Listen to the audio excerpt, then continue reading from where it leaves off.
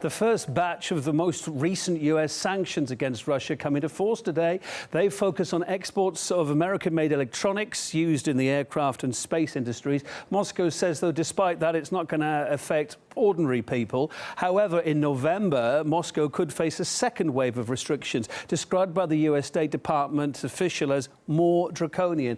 This is what they could bring. They may include more limits on trade and banking and cuts to diplomatic relations as well.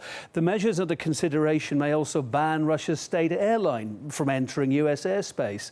But Washington says the new sanctions are in response to the poisoning of the Russian double agent and his daughter in Britain in March this year. The investigation into that case is still ongoing and no hard evidence of Russia's involvement has been provided. Moscow has slammed these sanctions now as slow-witted, saying they're based on a false pretext. As usual, Washington provided no evidence of justification while only throwing out vicious innuendos. It seems they are following the principle worse is better. We will counter the United States' slow-witted, blinkered and aggressive approach with sober-minded, orderly work on a constructive agenda. It seems Washington's gripped with sanctions fever these days. There's been numerous debates in the U.S. Capitol on how best to punish Russia. On Capitol Hill, it was all about sanctions. 3 high-profile events, subtle differences, but the main thrust in all of them was punish Russia. The UK Foreign Secretary even flew into town to make his case. Those who don't share our values need to know that there will always be a serious price to pay if red lines are crossed. And today the United Kingdom asks its allies to go further by calling on the European Union to ensure its sanctions against Russia are comprehensive and that we truly stand shoulder to shoulder with the US. 2 different hearings on Capitol Hill about Russia's supposed malign actions. Now, the 2 things named are U.S. election meddling and the poisoning in Britain of Sergei and Yulia Skripal with Novichok. Now, no proof has ever been presented. Ongoing efforts to interfere in our sacrosanct election processes and those of our allies are just some of the unacceptable behaviors of the Putin regime. Putin wants to break apart the American Republic.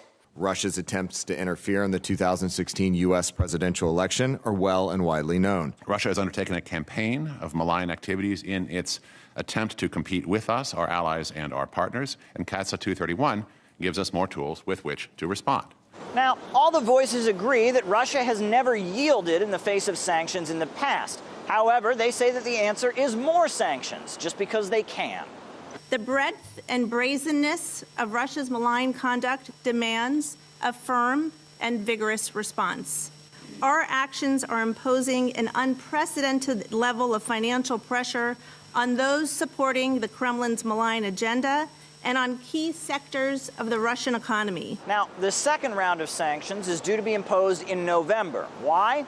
Well, everyone knows that Russia will meddle in the upcoming midterm elections. The same people spinning spurious narratives about meddling in the past are now predicting the future. When we talk about Russian interference, it's not just past elections that we're worried about. Clearly, the Russians know that the U.S. is on guard at this point. They were successful to a degree in 2016. We think that they're adopting those as they're looking at new ways to divide Americans. Is there any concrete plan in place for addressing the threat that's actually posed by Russia? Can our intelligence agencies stop them from doing it again? Now, some members of Congress are calling for paper ballots to make sure the vote is transparent and it's not digitally hacked. Americans need to have paper ballots marked by hand.